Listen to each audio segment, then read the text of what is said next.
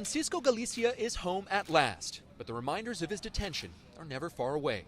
Sitting in his South Texas home, the 18-year-old American says what he went through should never have happened, even if immigration officials allege he's partly to blame. Immigration officials say that there was confusion about your status because there was conflicting documents.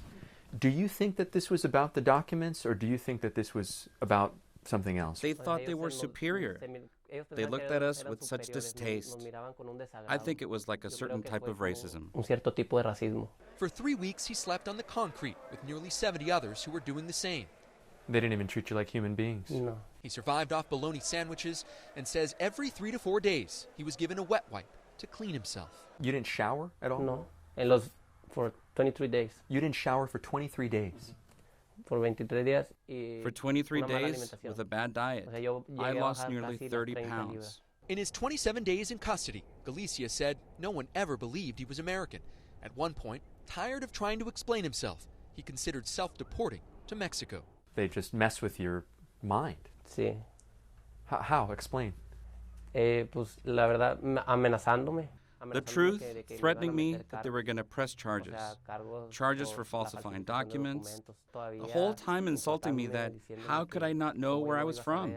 This all started on June 27th, when Galicia, along with his brother and 2 friends, left their home in Edinburgh and headed north.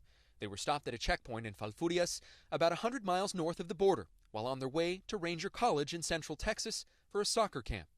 Galicia, who was born in the U.S. but grew up in Mexico, was carrying documents proving he was an American, but he also carried a tourist visa that mistakenly listed his birth country as Mexico.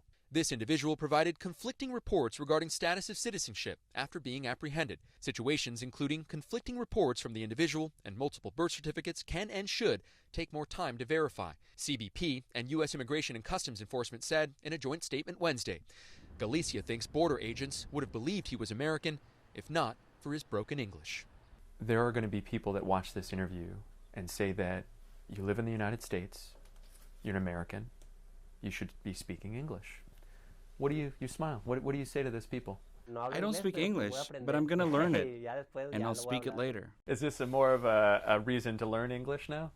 I have to learn it to talk to everyone and everyone so that the next time this happens, they'll believe me.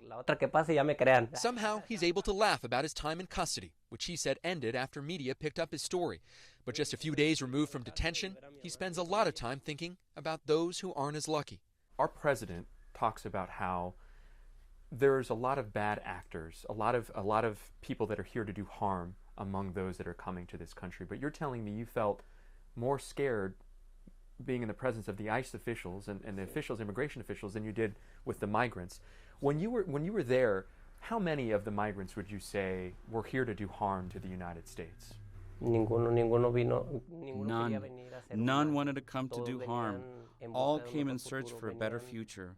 After being locked up with them, he now considers some of them friends. He keeps a handful of phone numbers on tiny pieces of paper he received from those friends while in the facility. He's calling families in Central America to tell them their loved ones are still alive. To see the suffering of other people, it made me understand many things. One can live his life here in a certain way while others suffer. You speak for them now? Yes. I mean, I try to because they can't talk. I'm like their eyes and ears from their inside. Walking outside, Galicia says the air to him smells fresher than before. Things look and feel different too, and so does he. Even though he lives on the border, prior to his detention, he never paid attention to the migrant crisis. Now, he's lived it. Nick Valencia, CNN, McAllen, Texas.